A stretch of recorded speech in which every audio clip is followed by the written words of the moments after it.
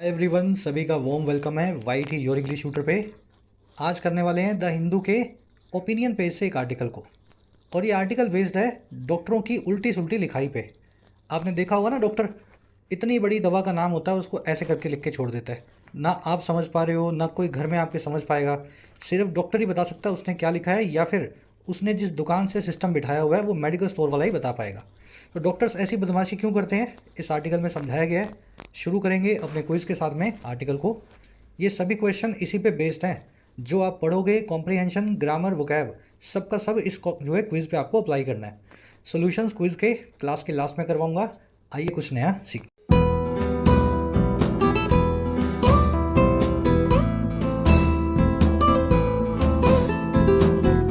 Alright, कह रहे prescription problems. Problem यानी समस्या। प्रिस्क्रिप्शन का मतलब होता है डॉक्टर की पर्ची, जिसमें डॉक्टर आपको कुछ प्रिस्क्राइब करे, कोई दवा का डायरेक्टिव दे, कोई इंस्ट्रक्शन दे। सुबह इतने बजे उठना है, ये दवा खानी है, थोड़ा वॉक करना है, मीठे से परहेज़ रखना है। ये सब चीज़ें प्रिस्क्रिप्शन का पार्ट होती है, डॉक्टर की पर्ची पे लिखी रहती है। कह रहा है जी प्रिस्क्रिप्शन की बहुत प्रॉब्लम्स हैं, डॉक्टर की पर्ची के अंदर बड़ी समस्याएं हैं। अच्छा, ये समस्याएं कैसे हैं भाई? टाइटल पैराग्राफ से देखते हैं। कह रहे हैं जी even doctors find it difficult to understand the handwriting of one another of their kind. कह रहे यहाँ तक कि जो डॉक्टर्स हैं, जो चिकित्सक हैं, वो भी इस चीज़ को बड़ा मुश्किल पाते हैं, फाइंड करते हैं इसको बड़ा डिफ़िकल्ट, कि वो कैसे अंडरस्टैंड करें, कैसे समझें हैंड राइटिंग को, लिखावट को, एक दूसरे की, वन अनदर की, जो कि ऑफ देयर काइंड है, उन्हीं की जमात से हैं, उन्हीं के कैटेगरी से बिलोंग करते हैं। तो आँख वाले डॉक्टर की पर्ची हड्डी वाला डॉक्टर नहीं पढ़ पाएगा। डेंटिस्ट की पर्ची को कभी कभी कार्डियोलॉजिस्ट नहीं पढ़ पाता।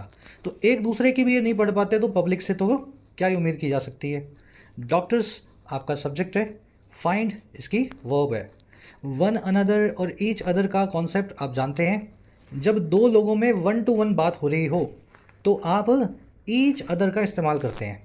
लेकिन जब दो लोगों से ज़्यादा लोग इन्वॉल्व हो जाएं, पार्टियां कई इन्वॉल्व हो जाएं, मोर देन टू, तब उनके बीच के म्यूचुअल एक्सचेंज के लिए वन अनदर की बात करते हैं। जैसे आप और आपका दोस्त है, आपका रामू दोस्त है शामू, रामू ने शामू को कुछ दिया, शामू ने रामू को कुछ दिया, तो दोनों ने ईच अदर किया, एक दूसरे को कुछ ना कुछ दे करके। लेकिन रामू शामू के साथ में सरिता भी है, मधु भी है और नरेश भी है। तो अब आप जो कुछ बांटोगे, कुछ दोगे या कुछ लोगे, तो पार्टियां दो से ज़्यादा इन्वॉल्व हैं, आप वन अनदर जो है, जो भी काम करोगे वन अनदर लगा के। चलिए, इस कॉन्सेप्ट को, बड़ा ही सिंपल सा कॉन्सेप्ट है, हमेशा ध्यान रखें। आगे बढ़ते हैं। जल्दी से इस आर्टिकल की सारी वोकैबलरी आपको दिखा देता हूँ, ताकि आप इसको स्मूथली पढ़ सकें। क्लास को एक लाइक और एक शेयर ज़रूर से दिया करो, ताकि ये दूसरे स्टूडेंट्स तक पहुँच सके। और उसी के साथ में आप सभी की पॉपुलर रिक्वेस्ट पे यूपीएससी का और स्टेट सिविल सेवाओं का प्रीलिम्स प्लस मेंस का फुल इंग्लिश कोर्स लॉन्च हो चुका है। ये एक माइग्रेशन कोर्स है, भारत का अकेला ऐसा कोर्स है जिसमें आप अपना मीडियम चेंज कर सकते हैं कॉन्फिडेंस के साथ में। अब इंग्लिश में सिविल सेवा का एग्ज़ाम आप लिखेंगे इंग्लिश बैकग्राउंड के स्टूडेंट की तरह। कोर्स अवेलेबल है आपकी अपनी ऐप पे, Y T your English tutor. Comment section से जाके इसको डाउनलोड करें। कोर्स में आपको सी सेट प्रीलिम्स के लिए, डिस्क्रिप्टिव मेंस के लिए आंसर राइटिंग, साथ में वोकैब, ग्रामर, साथ ही साथ पर्सनल मेंटरशिप की फैसिलिटी मिलती है, जिसमें आपकी समरीज, आपकी लिखावट को पर्सनली चेक करके आपको सिखाया जाएगा। कोर्स की फ़ी है 5499, अभी इसको 4999 पे रखा गया है, फ़ायदा उठा सकते हैं। और जो लोग पर्सनल मेंटरशिप नहीं चाहते हैं, आप कोर्स का एक्सेस 1999 में ले सकते हैं बिना पर्सनल मेंटरशिप के। कोर्स से रिलेटेड किसी भी क्वेरी के लिए इस नंबर पे व्हाट्सएप या कॉल करके कॉन्टैक्ट करें। अगर आप राइटिंग कोर्स में पहले से इनरोल्ड हैं तो आपकी फ़ीस को नए कोर्स में एडजस्ट भी किया जा रहा है। राइटिंग का बेसिक कोर्स, बैंकिंग का कोर्स और एसएससी कॉम्बो ऐप पे अवेलेबल है, आप इन कोर्सेज का फ़ायदा भी ले सकते हैं। चलिए, वोकैब शीट आज की। वोकैब थोड़ी सी हैवी है, लेकिन ये अच्छा चांस है अच्छी अच्छी वोकैब को सीखने का। पहला वर्ड है आज का इसोट्रिक। इसोट्रिक, और इसका मतलब क्या होता है? ऐसी चीज़ जो आपकी समझ से परे हो, क्योंकि वो बड़ी ही डिफ़िकल्ट टू अंडरस्टैंड हो। कभी कभी आप किसी को बोलते हुए सुनते हो ना, यार ये तेरी समझ से बाहर है, यार ये चीज़ मेरी समझ से बाहर है, तो वो चीज़ आपके लिए इसोट्रिक हो जाती है, आपके समझ के दायरे के पार हो जाती है। इसको एब्स्ट्रूस या आम बोलचाल की भाषा में हाई फाई भी बोलते हैं, रॉकेट साइंस भी बोलते हैं। और एक बहुत ही अच्छा वर्ड है इसके लिए, एनिग्मेटिक। ये वर्ड बना है एनिग्मा से। एनिग्मा का मतलब है पहेली, एनिग्मेटिक मतलब पहेली जैसा जिसको समझना बड़ा मुश्किल हो। कह रहे the idea that humans evolved from apes is still esoteric to most illiterate people. कह रहे ये जो विचार है डार्विन का कि इंसान जो है इवॉल्व हुआ बंदरों से, एप से, वानरों से, कह रहे ये विचार आज भी एसोटेरिक है, समझ से परे है ज़्यादातर अनपढ़ लोगों के, जाहिल लोगों के। उनको तो ये लगता है ऐसे कैसे हो जाएगा, बंदर का आदमी कैसे बन जाएगा। तो वो उनके लिए कॉन्सेप्ट ही एसोटेरिक है कि क्या होता है नेचुरल सिलेक्शन, क्या होता है सर्वाइवल ऑफ द फिटेस्ट, कैसे बंदरों ने अपनी पूंछ घटा के इंसान की ब्रांच जो है अलग से पैदा हुई बंदरों से निकल करके। ऐसे इस वर्ड को आप याद रखें। नेक्स्ट वर्ड की तरफ बढ़ेंगे, ब्रेविटी। ब्रेविटी वर्ड का ब्रेवरी से कोई कनेक्शन नहीं है, यानी बहादुरी से कोई कनेक्शन नहीं है। ब्रेविटी जो वर्ड है ना, नाउन, ये बना है ब्रीफ नाम के एडजेक्टिव से। और ब्रीफ वर्ड जो है इसका मतलब होता है कंसाइज, छोटा, अपने आकार में, अपने, समझ गए ना, एरिया में। Brief meeting, brief dialogue, brief कोई भी चीज़ ब्रीफ हो सकती है जो, समझ गए ना, छोटी हो। Mahatma Gandhi was known for brevity in his speeches. जो एम के गांधी थे वो जाने जाते थे शॉर्टनेस, क्रिस्पनेस या ब्रेविटी के लिए अपने स्पीचेस में, अपने भाषणों में। गांधी जी के स्पीच देखना बहुत छोटे होते थे, टू द पॉइंट होते थे, बात कह के वो निकल जाते थे। तो ब्रेविटी, ठीक है। चलिए नेक्स्ट वर्ड अपना टर्मिनोलॉजी। ये वर्ड बना है टर्म से, टर्म। अब ये टर्म वर्ड के कई सारे मीनिंग्स हैं। टर्म का मतलब कार्यकाल भी होता है, टर्म का मतलब टर्म इंश्योरेंस भी होता है, टर्म का मतलब कोई वर्ड भी होता है, खास वर्ड। कभी कभी आपने सुना होगा ना, भाई इस वर्ड के लिए ये टर्म यूज़ करते हैं। हार्ट के लिए कार्डियो, कार्डियो नाम की टर्म यूज़ की जाती है। तो टर्मिनोलॉजी का मतलब है किसी स्पेशल टाइप के वर्ड्स का ग्रुप, a special system of words to name something, है ना, फॉर नेमिंग कर देना यहाँ पे, फॉर नेमिंग। टर्मिनोलॉजी मेडिकल की हो सकती है, लीगल हो सकती है, सोशल हो सकती है, पॉलिटिकल हो सकती है। Most individuals find research papers that utilise scientific terminology and jargon to be challenging to understand. ज़्यादातर इंडिविजुअल्स जो हैं, मोस्ट जो लोग हैं, वो पाते हैं रिसर्च पेपर्स को, वो रिसर्च पेपर जो यूज़ करते हैं वैज्ञानिक भाषा को, साइंटिफिक टर्मिनोलॉजी को, और बड़े बड़े कठिन शब्दों को, यानी जार्गन को। जार्गन वर्ड का मतलब है कठिन शब्द। और क्या पाते हैं वो, कि वो चैलेंजिंग है समझने में, चुनौती भरे हैं अंडरस्टैंड करने में। यहाँ पे चैलेंजिंग टू अंडरस्टैंड की जगह पे मैं एसोटेरिक भी लिख सकता था। They find these research papers esoteric, जो ऊपर आपने वर्ड देखा है। आज की क्लास में आप टर्मिनोलॉजी का एक सिंपल जो सिनोनिम है वो देखेंगे, जार्गन, जार्गन। चलिए नेक्स्ट वर्ड अपना स्टेम फ्रॉम। इसका मतलब होता है किसी चीज़ का कहीं से पैदा होना, निकलना या इमर्ज होना। जैसे गंगा कहाँ से निकलती है, गंगा गंगोत्री से निकलती है, गंगोत्री से निकलती है ना, गोमुख से। तो गोमुख से गंगा स्टेम फ्रॉम होती है। देश में गरीबी कहाँ से आई है, देश में गरीबी आई है अशिक्षा से, अंग्रेजों के राज से। तो देश की पॉवर्टी स्टेम फ्रॉम होती है कॉलोनाइजेशन और इलिटरेसी से। जो भी चीज़ जहाँ से निकले वो वहाँ से स्टेम फ्रॉम होगी। एग्जाम्पल्स इसीलिए दे रहा हूँ मैं, पढ़ने को तो आप डिक्शनरी भी पढ़ लो, सारे वर्ड्स लिखे हुए हैं उसमें, लेकिन कॉन्टेक्स्ट में बिठाना है, दिमाग में बिठाना है ना। इसको originate from, emerge from, emanate from, ये सारे इसके सिनोनिम लिखे हुए हैं। Arise from, crop up from, materialise from भी बोलते हैं। खूबसूरती ये है कि इन सभी वर्ड्स के बाद फ्रॉम लगेगा, जहाँ से भी कोई चीज़ निकली है उस जगह को बताने के लिए। The pandemic has emerge from या stemmed from the negligence of China. ये महामारी निकली है, स्टेम फ्रॉम हुई है चाइना की लापरवाही से, नेग्लिजेंस से। चलिए नेक्स्ट वर्ड है अपना इलेजिबल। बड़ा ही सुंदर सा ही वन वर्ड है। देखिए लेजिबल वो चीज़ है जो समझी या पढ़ी जा सके, लिखी हुई है तो पढ़ी जा सके। और इलेजिबल वो चीज़ है जिसको पढ़ना ही बड़ा मुश्किल है। किसी की राइटिंग ऐसी होती है ना, अजीब सी, गंदी सी, जैसे मेरी राइटिंग भी कुछ ऐसी है। तो ये इलेजिबल है टू मोस्ट पीपल। मैं ही पढ़ सकता हूँ मैंने क्या लिखा है ना। तो इलेजिबल को आप ऐसे ही याद रखेंगे। Not capable of being read और not capable of being understood. कह रहे doctors are notorious for their illegible handwriting on prescription slips. Doctor जो हैं कुख्यात हैं, नोटोरियस हैं, बड़े ही बदनाम हैं अपनी इलेजिबल हैंड राइटिंग के लिए, ना पढ़ी जाने वाली लिखावट के लिए, अपनी प्रिस्क्रिप्शन स्लिप्स पे, अपनी दवा की पर्चियों पे। आज का आर्टिकल भी इसी सेंटेंस के ऊपर बेस्ड है। इलेजिबल को अनइंटेलिजिबल भी बोलते हैं और इनडिसाइफरेबल भी बोलते हैं। डिसाइफर का मतलब होता है किसी चीज़ को सुलझाना, है ना, कुछ पहेली है, कुछ राज है, कोई मिस्ट्री है, डिसाइफर करना। और इनडिसाइफरेबल मतलब जिसको सुलझाया ना जा सके या ऐसी लिखावट जिसको रीड ना किया जा सके, है ना, अपने आप इसका सिनोनिम बन जाएगा। लास्ट वर्ड देखेंगे आज का। लास्ट वर्ड है जी आज का, कहाँ गया, फॉर्मिडेबल। फॉर्मिडेबल वर्ड मैंने आपको बहुत बार बताया है। ऐसा काम जिसका नाम सुनते ही आपकी रूह कांप जाए। मैं एग्जांपल देता हूँ ना, आपको प्रीलिम्स पास हो गया, आपको रिजल्ट देखा नहीं आपने, फिर कहीं से पता लगा कि कल मेरा मेंस है या 5 दिन बाद मेरा मेंस है।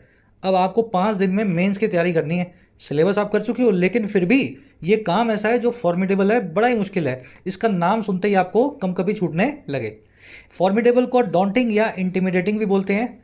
दोनों का मतलब ही डराने वाली चीज़ होती है। फियरसम भी डराने वाली चीज़, टेरिफाइंग भी डराने वाली चीज़, और एक टॉल ऑर्डर या टॉल टास्क भी इसी का सिनोनिम है। अ टॉल टास्क या टॉल ऑर्डर का मतलब है बड़ा काम जो ना कर पाए हर आदमी।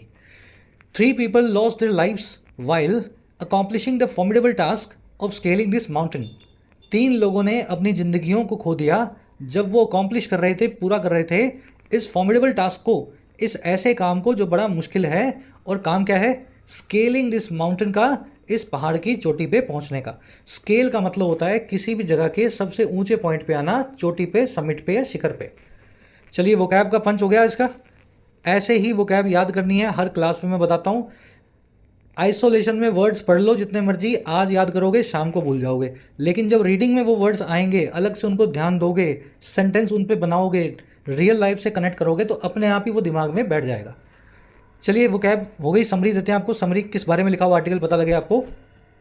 डॉक्टर्स जो बदनाम है अपनी लिखावट के लिए, क्यों ऐसी लिखावट लिखते हैं जो लोगों को पढ़ने में नहीं आती। इस आर्टिकल में एनालाइज करके बताया गया है ऐसा क्यों हो रहा है, और ये सब बताया गया है सटारिकल टोन में, यानी व्यंग भरी टोन में। समझते हैं ना, सटायर, व्यंग, पैराडॉक्सिकल टोन में। साथ ही सजेस्ट किया गया डॉक्टर्स को कि आप सुधरें, आपकी इस लिखावट की वजह से आम जन आपसे दूर है और आप भी इलाज अच्छे से नहीं कर पाते हो, क्योंकि आप जिन भाषा का इस्तेमाल करते हो बोलने में और लिखने में, उसकी वजह से बहुत सारी जो है ट्रीटमेंट प्लान्स वैसे नहीं हो पाते जैसा आप सोचते हो। अगर आप आम भाषा में लोगों से बात करो, अच्छी अच्छी लिखावट लिखो, तो हर आदमी आपसे खुल के बात करेगा और आपकी ट्रीटमेंट प्लान पे पूरे मन और विश्वास से चलेगा। बस आज इसकी यही समरी है। टोन बता दी मैंने, सटारिकल यानी कि व्यंग भरी, हंसी भरी, और साथ ही साथ सजेस्टिंग। चलिए शुरू करें। कह रहा है जी, doctors have developed unique and esoteric ways of communication through their demanding training and busy schedules। कह रहा है जी, डॉक्टर्स ने डेवलप किया है, डॉक्टर्स ने विकसित किया है, और किसको? अपने यूनिक और esoteric वेज को, ऐसे नायाब और ऐसे समझ में ना आने वाले तरीकों को जो है कम्युनिकेशन का, यानी बातचीत का, बोल करके या लिख करके। और किसके जरिए ये किया है उन्होंने? अपनी डिमांडिंग ट्रेनिंग के जरिए। ऐसी ट्रेनिंग जो कि बहुत भारी है, डिमांडिंग है, जो बहुत ज़्यादा थकाने वाली है, बहुत ज़्यादा आपके ऊपर बोझ लगाने वाली है। और बिजी स्केड्यूल्स के जरिए, बहुत ही अपने, समझ गए ना, बहुत व्यस्त जो है शेड्यूल की वजह से। सेंटेंस समझ में आ गया? खूब पढ़ाई करते हैं डॉक्टर्स, खूब ट्रेनिंग करते हैं, बड़ी डिमांडिंग ट्रेनिंग होती है, स्केड्यूल भी बिजी होता है, सुबह से रात तक पेशेंट देखना। तो इस सब के चलते इन्होंने अपने ऐसा तरीका बना लिया डॉक्टर्स ने बातचीत करने का, जो यूनिक और esoteric है, नायाब है और किसी की समझ में आने वाला नहीं है। डॉक्टर्स की वर्ब है हैव डिवेलप्ड, डेवलप करना, किसी चीज़ को विकसित करना। यूनिक मतलब स्पेशल, खास, डिस्टिंक्टिव। esoteric यानी कि जो समझ में ना आ सके, एनिग्मेटिक हो, डिफिकल्ट टू अंडरस्टैंड हो। चलिए और क्या कह रहे हैं however their methods can often be difficult for outsiders to understand. कह रहा है हालांकि जो मेथड जो हैं, उनके जो तरीके हैं, अक्सर वो डिफ़िकल्ट हो सकते हैं, बहुत ही मुश्किल हो सकते हैं बाहर के लोगों के लिए अंडरस्टैंड करने में, डॉक्टर की बिरादरी के बाहर के लोगों के, मेडिकल प्रोफेशन के बाहर के लोगों को समझने में। मेथड्स की वर्ब है कैन बी। अच्छा, कैसे डिफ़िकल्ट है भाई बाहर के लोगों के लिए? कह रहा है prescriptions and case notes for example are frequently deciphered only by nurses और pharmacist, and even doctors themselves struggle with each other's handwriting leading to confusion and mistakes। कह रहा है जी, प्रिस्क्रिप्शन और केस नोट्स जो हैं, प्रिस्क्रिप्शन आप समझ गए हैं, दवा की पर्ची जिस पे डॉक्टर लिख के देता है कि ये ले आओ, ये ले आओ, ये ले आओ मेडिकल स्टोर से। और जो केस नोट होता है वो साथ में एक आपके पूरे केस की एक हिस्ट्री होती है, ताकि आपको डॉक्टर फिर से देखे 2, 4, 6 महीने बाद, तो वो नोट देख करके समझ जाए कि इस पेशेंट की क्या बीमारी थी। कह रहा है ये दोनों ही जो चीज़ें हैं ना, कह रहा है एग्जाम्पल के तौर पे, उदाहरण के तौर पे, फ्रीक्वेंटली डिसाइफर की जाती हैं। डिसाइफर बताया था ना आपको, किसी पहेली को सुलझाना, किसी चीज़ को पढ़ पाना। कह रहा है इनको अक्सर पढ़ा जाता है महज नर्सिस के द्वारा या फिर दवा के दुकानों के द्वारा, फार्मासिस्ट के द्वारा।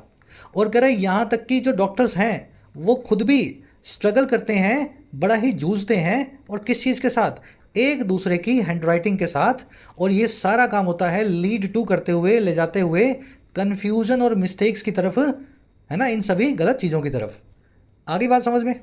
Prescription and case notes are frequently decide, इन दोनों की वर्ब है आर डिसाइफर्ड। डिसाइफर करना, किसी चीज़ का सोल्यूशन करना, ये वर्ड आपको मैंने बताया था। हर वो चीज़ अनडिसाइफरेबल है या इनडिसाइफरेबल है जो कि इलेजिबल है, जो पढ़ी नहीं जा सकती। ये वर्ड आपको करवाया था ना, अभी कनेक्ट करो उससे। डॉक्टर्स की वर्ब है स्ट्रगल। जब भी किसी चीज़ से स्ट्रगल करते हैं तो विद लगा के बताएं आप जिस भी चीज़ में कर रहे हैं। कभी भी ऐसा मत बोलो मैं इंग्लिश में स्ट्रगल कर रहा हूँ, मैं मैथ्स में स्ट्रगल कर रहा हूँ, I am struggling in English. जब इन लगाओगे तो स्ट्रगल तो करोगे ही। फिर स्ट्रगल के साथ में विद लगता है, इन नहीं लगता। I am struggling with mathematics, I am struggling with formulas, I am struggling with calculations. With preposition fixed है जिस भी चीज़ के साथ जूझ रहे हो। चलिए और आगे बढ़ते हैं। देमसेल्व्स जो है ना, देमसेल्व्स, ये डॉक्टर्स के लिए आया है और ये बात कर रहा है खुद की। खुद, डॉक्टर्स खुद स्ट्रगल करते हैं। तो जब भी खुद की बात होती है सेंटेंस के अंदर, खुद की, तब आप सब्जेक्ट के हिसाब से एक रिफ्लेक्सिव प्रोनाउन लगाते हैं। हिमसेल्फ, हरसेल्फ, देमसेल्व्स, अरसेल्व्स, इटसेल्व्स, याद है ना। तो ये देमसेल्व्स जो है डॉक्टर्स के हिसाब से आया है, प्लूरल के हिसाब से लगाया गया है। चलिए आगे बढ़ेंगे नेक्स्ट पैराग्राफ पे और देखें क्या कह रहा है।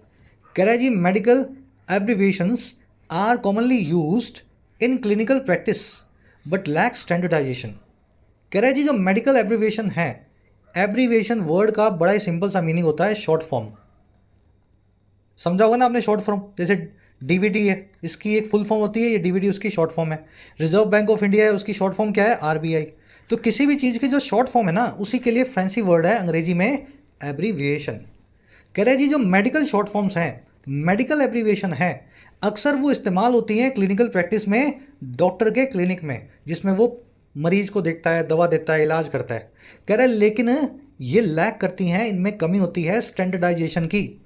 कोई डॉक्टर कोई एब्रीविएशन यूज़ करता है, कोई डॉक्टर कोई एब्रीविएशन यूज़ करता है, सबकी शॉर्ट फॉर्म अलग अलग बनी हुई है, कुछ स्टैंडर्ड नहीं है। दिल्ली वाले डॉक्टर की जो शॉर्ट फॉर्म आपको डॉक्टर ने बताई थी, शायद बेंगलोर वाले ने कभी वो सुनी भी ना हो, है ना। तो स्टैंडर्डाइजेशन में इनकी लैकिंग है। एब्रीविएशंस आपका सब्जेक्ट है, इसकी वर्ब है आर यूज्ड पैसिव वॉइस में, बी फैमिली की वर्ब प्लस में वर्ब की थर्ड फॉर्म। दूसरी वर्ब है इनकी लैक, ये है जो है एक्टिव में। पहली वर्ब पैसिव में है और दूसरी वर्ब एक्टिव में है। व्हेन यू लैक समथिंग, आप में उस चीज़ की कमी होती है। जैसे I lack confidence, she lacks something, जो भी चीज़ आप लैक करते हो कमी होती है। कह रहे जी, for instance the abbreviation M R can refer to these many things, these many things. कह रहे फॉर एग्जाम्पल, एग्जाम्पल के लिए जो एब्रीविएशन है, जो शॉर्ट फॉर्म है, जो कॉन्ट्रैक्शन है, जो शॉर्टनिंग है, जो है एम आर, कह रहे जी ये रिफर टू कर सकता है इन सभी चीज़ों की तरफ। इसकी फुल फॉर्म ये सारी की सारी चीज़ें बन सकती हैं। अब ये चीज़ें क्या क्या है? मेंटल रिटार्डेशन, दिमागी तौर पे बीमार होना। मिट्रल रिगर्जिटेशन, किसी आदमी को रिगर्जिटेशन होना, उल्टी आना, बार बार आना मिट्रल ग्लैंड से।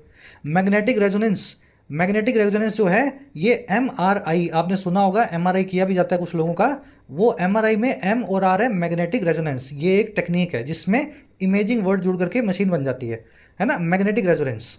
या फिर ये हो सकता है जी MR मेडिकल रिप्रेजेंटेटिव, ऐसा आदमी जो दवा की दुकानों पे जाके दवाइयाँ बेचे।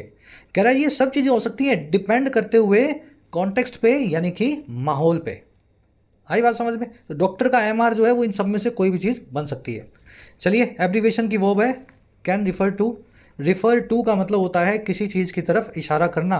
और एक चीज़ मैं आपको हमेशा इशारा करके बताता हूँ कि रिफर वर्ब की एक सिनोनिमस वर्ब है हिंट। लेकिन हिंट टू कभी भी अंग्रेजी में यूज़ नहीं होता। हिंट के साथ में क्या लगता है? एट।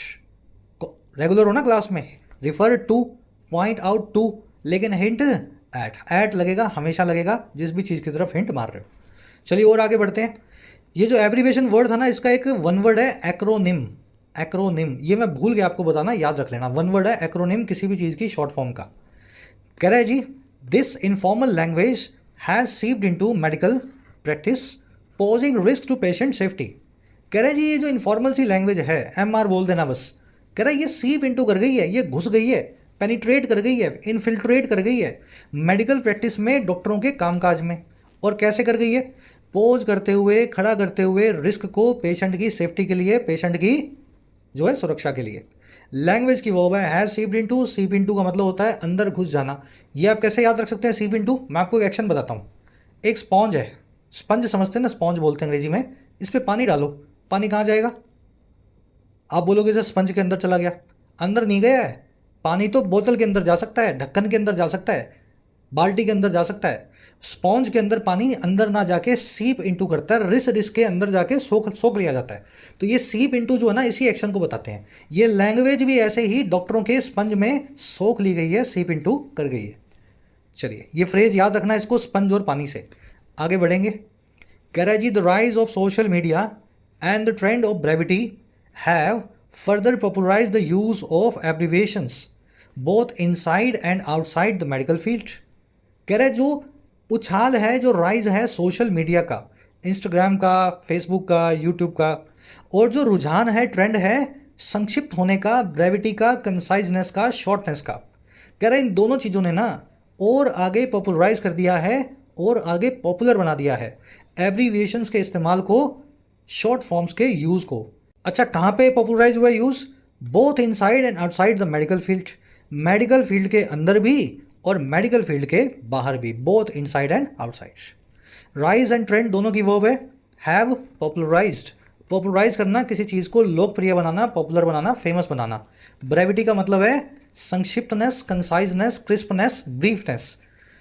सोशल मीडिया के बाहर भी तो यूज़ हो रहा है ना, अपने डॉक्टर के फील्ड के बाहर भी आप देख रहे हो बहुत सारी शॉर्ट फॉर्म्स आप यूज़ करते हो। मैसेज लिखते हो आप बोलते हो लोल, है ना, फिर आप बोलते हो TTYL, फिर आप बोलते हो ROFL।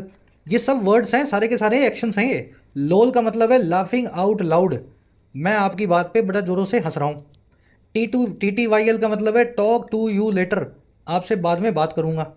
ROFL का मतलब है rolling on the floor laughing, आपने ऐसी बात बताई है कि मैं हंसते हंसते फ्लोर पे गिर चुका हूँ, ज़मीन पे लेट करके रोल कर रहा हूँ, है ना, मतलब literally rolling on the floor laughing, बड़े मुझे हंसी आ रही है। तो ये सारी एब्रीविएशन आप डॉक्टर्स और डॉक्टर्स के बाहर हर आदमी को इस्तेमाल करते हुए देखेंगे। कह रहे लेकिन हुआ क्या? हुआ ये, how ever for a patient with multiple medical conditions deciphering abbreviated notations like, ये बड़ी सी notation denoting a known case of diabetes, hypertension, heart disease, liver issues and renal ailments can be overwhelming।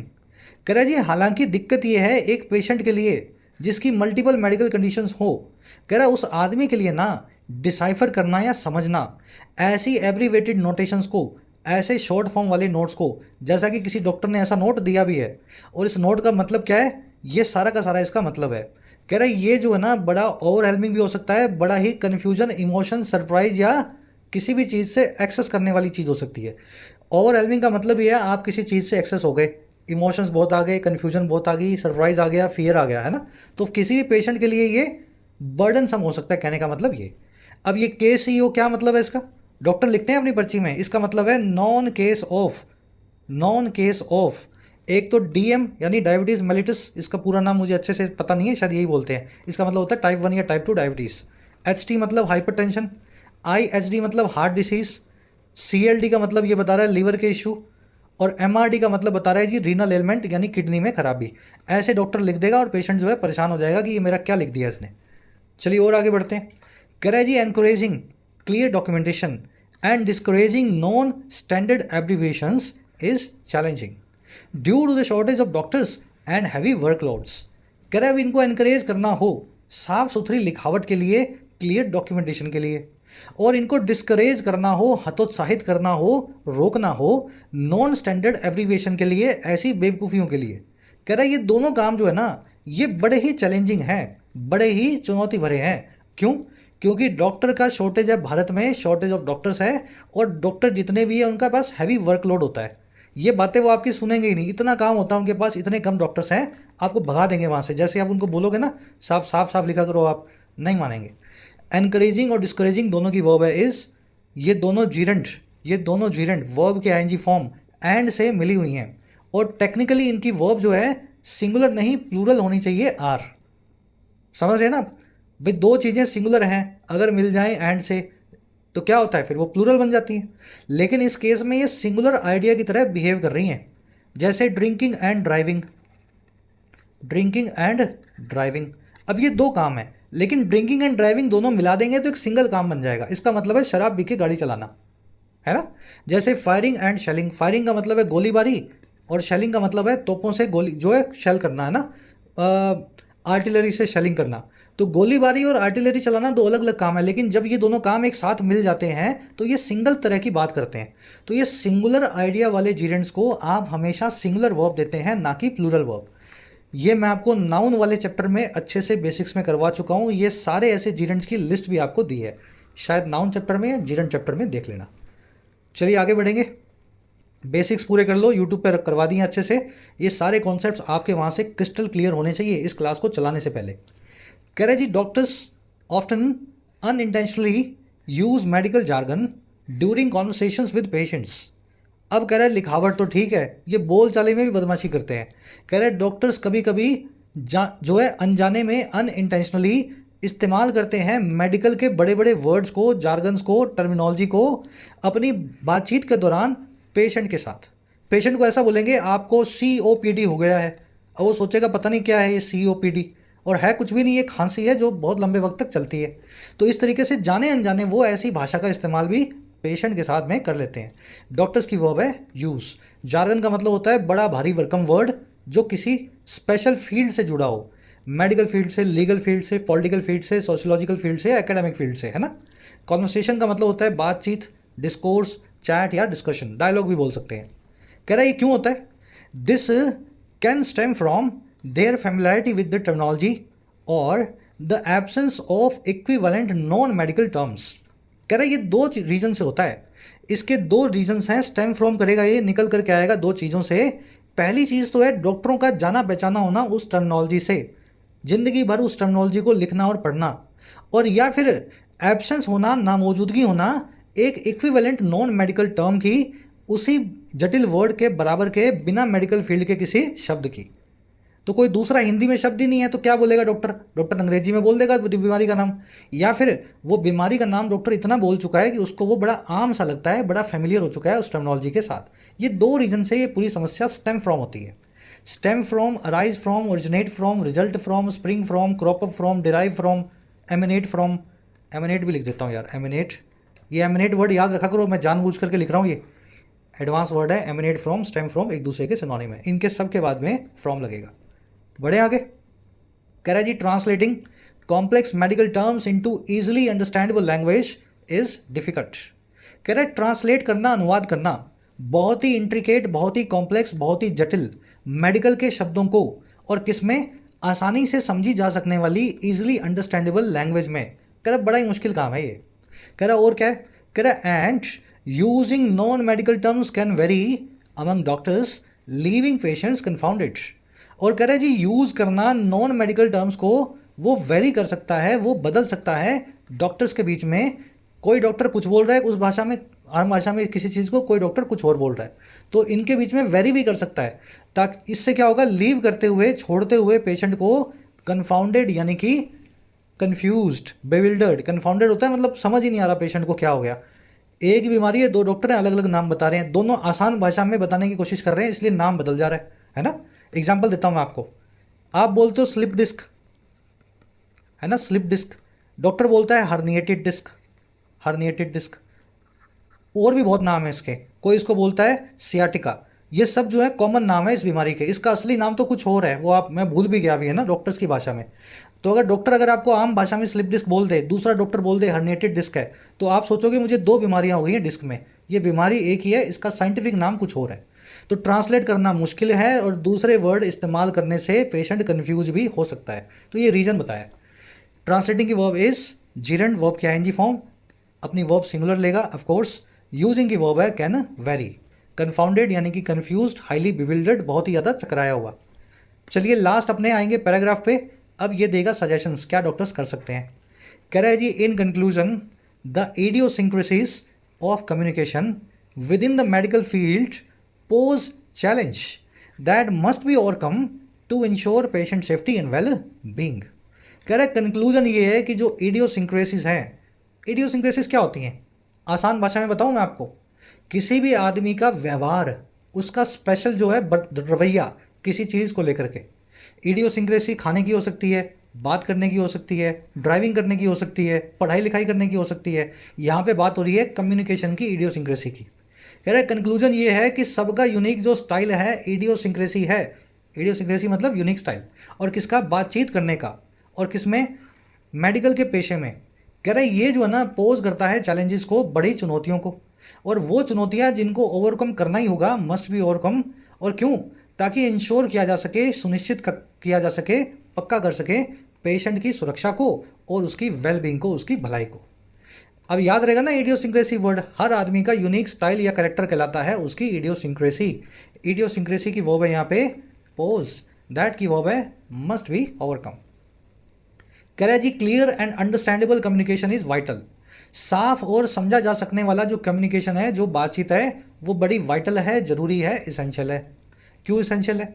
It necessitates minimizing incomprehensible prescriptions, standardizing abbreviations, promoting legible handwriting, and bridging the gap between medical jargon as well as patient comprehension। कह रहे जी इस चीज़ के लिए ना, clear और understandable communication के लिए, ये जो चीज़ है ये नेसेसिटेट करती है, ज़रूरी बनाती है, रिक्वायर करती है इन सभी चीज़ों को। पहली चीज़ है मिनिमाइज करो ना पढ़ने जा सकने वाली प्रिस्क्रिप्शन स्लिप को। कम से कम ऐसी प्रिस्क्रिप्शन स्लिप्स हों जो लोग पढ़ ना पाएँ। ज़्यादातर आप ऐसा लिखो कि लोग देखते ही पढ़ लें और समझ लें क्या लिखा है आपने, कॉम्प्रिहेंसिबल हो उनके लिए। दूसरा, इसके लिए इस चीज़ की ज़रूरत है कि स्टैंडर्डाइज किया जा सके एब्रीवेशन को, शॉर्ट फॉर्म को स्टैंडर्ड फॉर्म में इस्तेमाल किया जाए। हर डॉक्टर की एक ही शॉर्ट फॉर्म हो किसी भाषा को लेकर के, है ना, किसी बीमारी को लेकर। तीसरी चीज़, प्रमोट किया जा सके लेजिबल हैंडराइटिंग को, ऐसी हैंडराइटिंग को जो पढ़ी जा सकती हो, लेजिबल हो। चौथी, ब्रिज करें उस गैप को, उस खाई को पाटें, उस जो है डिफरेंस को ख़त्म करें जो है इन दोनों चीज़ों के बीच में, मेडिकल जार्गन के बीच में, मेडिकल के बड़े बड़े वर्ड्स के बीच में, और पेशेंट के कॉम्प्रिहेंशन के बीच में, मरीज की समझ के बीच में। तो ये चारों काम आपको करने होंगे। इट आपका सब्जेक्ट है, नेसेसिटेट इसकी वर्ब है प्रेजेंट टेंस में। नेसेसिटेट का मतलब है to make something necessary, require करना, किसी चीज़ को ज़रूरी बनाना। इनकॉम्प्रिहेंसिबल मतलब इलेजिबल, जो समझी ना जा सकती हो, जो अनअंडरस्टैंडेबल हो। लेजिबल आप समझ चुके हैं, जो पढ़ा जा सकता है, क्लियरली डिसाइफरेबल है ना, रीडेबल है। जार्गन आपने देखा था, भारी भरकम वर्ड जो किसी फील्ड से आता है और उसी फील्ड के लोग ही उस वर्ड को जानते हैं। बिटवीन के साथ में हमेशा एंड लगाएं, हमेशा एंड लगाएं। यहाँ पे जो एज वेल एज लगाया है इस भाषा ने, ये गलत है। Between medical jargon and patient comprehension, between और एंड साथ में चलेंगे, है ना, इनका साथ में इनका साथ बना रहता है हमेशा। चलिए लास्ट सेंटेंस आज का, कह रहा है ऑल दो it may be a daunting task, the pursuit of effective communication in health care should remain a top priority for all involved. कह रहा है हालांकि ये एक डॉन्टिंग टास्क हो सकता है, हालांकि ये एक बहुत डराने वाला, चैलेंज करने वाला काम हो सकता है। कह रहा है फिर भी जो परस्यूट है ना, जो ये पीछा है, परस्यूट का मतलब है किसी चीज़ का पीछा या उसकी ख्वाहिश, और ये ख्वाहिश या पीछा किसकी है? इफ़ेक्टिव कम्युनिकेशन की, असरदार बातचीत की, हेल्थ केयर के फील्ड में। कह रहे ये जो परस्यूट है, ये ख्वाहिश है, ये बननी चाहिए हमारी प्रथम जो है प्रायोरिटी, वरीयता। और किसके लिए? सभी पार्टियों के लिए जो इन्वॉल्व हैं, चाहे डॉक्टर्स हैं, चाहे नर्सिज हैं, चाहे स्पेशलिस्ट हैं, चाहे फार्मासिस्ट हैं। आगे बात समझ में? डॉन्टिंग काम है, बड़ा मुश्किल काम है डॉक्टरों से माथा मार के उनको समझाना, लेकिन फिर भी हमें समझाना ही होगा, फर्स्ट प्रायोरिटी के हिसाब से इसको रखना होगा। इट की वर्ब है मे बी, डॉन्टिंग मतलब फॉर्मिडेबल, चैलेंजिंग, एसिडुअस, देखा था ना ये वर्ड, इंटिमिडेटिंग। परस्यूट की वर्ब है शुड रिमेन, परस्यूट का मतलब होता है एस्पायरेशन, आपकी ख्वाहिश, कोई आपका क्वेस्ट। चलिए रैप अप करेंगे सेशन को। बड़ा ही अच्छा आर्टिकल था। इस आर्टिकल में इसने एक मेन बात नहीं लिखी जो लिखनी चाहिए थी इसको, जो हकीकत है। डॉक्टर्स अपनी दवा की पर्ची में दवा का नाम इसलिए गंदे तरीके से लिखता है कि कहीं वो मरीज़ उस दवा को रिसर्च ना करने लगे इंटरनेट पे, और कहीं वो मरीज़ ऐसा ना हो अपने घर के आसपास के किसी मेडिकल स्टोर से उस दवा को खरीद ले। डॉक्टर ऐसे ही नाम लिखेगा कि डॉक्टर जो मेडिकल स्टोर बताएगा वहीं से वही आदमी उस दवा का नाम पढ़ पाएगा और आपको दे पाएगा। तो ये सारा प्रॉफिट ड्रिवन गेम है। इस बात को इस आर्टिकल में मिस किया गया, नहीं लिखा गया है। चलिए फर्स्ट क्वेश्चन है आपका, इनमें से कौन सी चीज़ मेंशन नहीं है और कैसे? एक पोटेंशियल मीनिंग के तौर पे एब्रीवेशन एमआर का मेडिकल के फील्ड में। आर्टिकल में इनमें से एमआर की कौन सी फुल फॉर्म नहीं बताई गई है? मेडिकल रिकॉर्ड नहीं बताया गया, मेडिकल रिप्रेजेंटेटिव नहीं बताया गया, मैनेजमेंट रिप्रेजेंटेटिव, मिट्रल रिगर्जिटेशन नहीं बताया गया, या मैग्नेटिक रेजोनेंस नहीं बताया गया। रिगर्जिटेशन क्या है? उल्टी आने को बोलते हैं रिगर्जिटेशन, प्यूकिंग करना है ना, थ्रो अप करना। हो सकता है आपको इन चारों में से एक से ज़्यादा वर्ड्स या जो है फुल फॉर्म्स मिले जो ना मेंशन हो, तो फिर ई को आप अपना आंसर बनाएं। मान लो ए और सी दोनों आंसर हैं, बी और डी दोनों आंसर हैं, तो फिर ई आपका आंसर बन जाएगा उस केस में। खुद से थोड़ा भेजा लगाओ इस पर, सिंपल क्वेश्चन है। आंसर फर्स्ट में डाल रहा हूँ कमेंट में, फिर वहाँ से मैच कर लेना। अब आओ सेकंड पे। पैसेज के हिसाब से सबसे बड़े चैलेंजेस में से एक चैलेंज कौन सा है? बातचीत का मेडिकल के फील्ड में। कौन सी ऐसी चीज़ है जिससे मेडिकल फील्ड में कम्युनिकेशन नहीं हो पाता? डॉक्टर्स की शॉर्टेज है इस वजह से, ये चैलेंज है। या फिर स्टैंडर्डाइजेशन नहीं है मेडिकल एब्रिवेशन के यूज़ में, ये एक चैलेंज है। या डॉक्टर जो है सोशल मीडिया बड़ा यूज़ करते हैं, मरीज देखते वक्त भी रील चला के बैठ जाते हैं। या फिर अनफेमिलियरिटी है डॉक्टर्स की नॉन मेडिकल टर्म से, डॉक्टरों को डॉक्टर की भाषा के अलावा कोई भाषा आती ही नहीं है। तो चारों में से आपके हिसाब से कौन सा चैलेंज है हमारे सामने कम्युनिकेशन का डॉक्टर्स के साथ? हिंदी में बता रहा हूँ, साफ साफ बता रहा हूँ, गलत नहीं होना चाहिए एक का भी। आंसर निकालो इसका और फिर कमेंट सेक्शन में डाल दिया, वहाँ से मैच करना है ना। थर्ड में आपसे पूछा इडियोसिंक्रेसी क्या होता है, तो मीनिंग बताना है आपको। हिंदी में लिख दोगे तो भी मान लूँगा, इडियोसिंक्रेसी, ठीक है। चौथे में आपसे पूछा है मैंने something incapable of being red, ये READ कर लेना, ठीक है, READ। ऐसी चीज़ जो पढ़ी ना जा सके, being incapable of being red हो, उसको क्या बोलते हैं? वन वर्ड बताना है आपको। पांचवें में आपसे पूछा जी डॉन्टिंग का सिनोनिम क्या होगा? ब्रेविटी होगा, फॉर्मिडेबल होगा, जार्गन होगा, या इजोट्रिक होगा? अब देखो आंसर तो निकाल ही लोगे आप, लेकिन जो आंसर बन जाए उसके बाद जो 3 बच जाए ना बाकी के, उनके भी मीनिंग आपको आने चाहिए। इसका मीनिंग भी आता हो, इसका भी आता हो, इसका भी आता हो, सबके मीनिंग निकालने इसमें। अब बच गया क्लोज टेस्ट, 4 क्वेश्चंस हैं। फर्स्ट में आपसे पूछा है कि कौन सा वर्ड मीनिंग के हिसाब से सही बैठेगा 6वें नंबर में। 7वें में आपसे पूछा है स्टेम या एमिनेट या क्रॉप अप, इनमें से कौन सा प्रपोजिशन इनके साथ में लगता है? फ्रॉम लगता है, अपॉन लगता है, विद लगता है, या लगता ही नहीं है? तो ये कॉन्सेप्ट करवाया था आपको। 8वें में आपसे पूछा है हिंट नाम की वर्ब अपने बाद क्या लेगी? टू लगाएगी, एट लगाएगी, ऑन या इनटू। हिंट और रिफर याद है ना, रिफर के बाद में कुछ और लगता है, हिंट के बाद में कुछ और लगता है, तो क्या लगता है बताओ यहाँ। और 9वें में आपसे पूछा है यहाँ पे कौन सा रिफ्लेक्सिव प्रोनाउन यूज़ करें, यूज़ करना भी है या नहीं करना।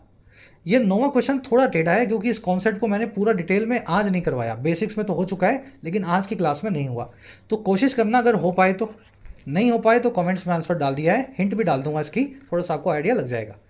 क्लासेस में रेगुलर रहो, सारे कॉन्सेप्ट्स क्लियर होंगे। लेकिन अगर 3 दिन की क्लास लेके बोलोगे सर हमें तो सारे कॉन्सेप्ट्स करवाओ, तो कैसे करवा दे 3 दिन में आपको? जो बच्चा 6 महीने से क्लास ले रहा है, हर कॉन्सेप्ट को 6 बार 10 बार रिवाइज कर चुका है, सारे वर्ड्स को 10-10 बार सीख चुका है, आप उसके बराबर 6 महीने में ही आओगे, 3 दिन में ये काम नहीं कर सकते हैं। मुलाकात लेंगे आपसे नेक्स्ट क्लास में। अंटिल देन कोर्सेज अवेलेबल हैं ऐप पे, जाके फ़ायदा ले सकते हो।